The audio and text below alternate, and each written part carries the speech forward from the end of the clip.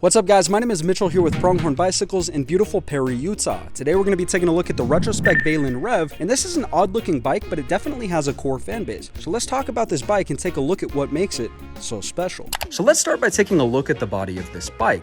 To me, this looks less like a traditional bicycle and more like a kind of hipster motorcycle. It looks very different from most other bikes in the shop, and I think that that's actually because they're trying to reach a different demographic. The type of people I see with interest in the Valen Rev are not people looking to pedal around and get a ton of exercise, but more people looking for something fun to ride around town, maybe to commute to work on. In fact, one of the first bikes that we sold here in the shop was a Valen Rev, and it was to somebody who worked up at the restaurant here in Perry who wanted something to commute on. He's rode that bike for about a year now, and he loves it. It's a great way for him to get to and from work, and the throttle makes it kind of like a mini motorcycle. Now, the bike actually caps out at 20 miles per hour, so you're not going to be able to do anything too reckless on it. But it does come with a 750 watt motor, which gives it a little bit more power than most other bikes at this price point.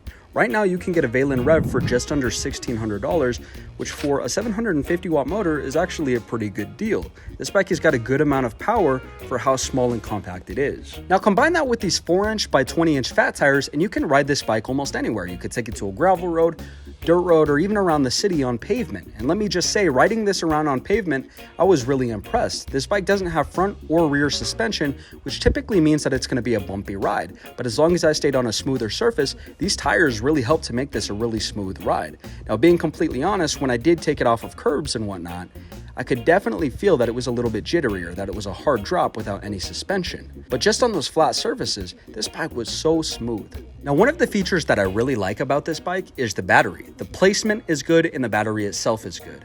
Now, the actual range on this battery, they say, is up to 55 miles, which for a 750 watt motor is really solid. And I think this is why it's such a great commuter bike.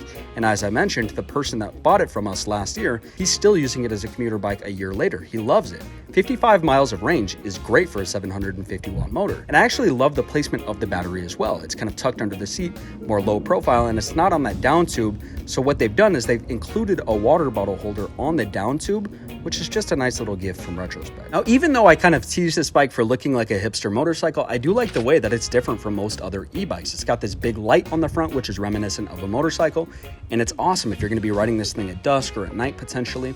And on top of that, this wide saddle provides a lot of comfort. This is one of the nicest saddles I've felt on an e-bike. You definitely feel like you've got cushion when you're riding it. But this goes into what I said earlier. It's not super easy to pedal on this bike for me because of how wide the seat is.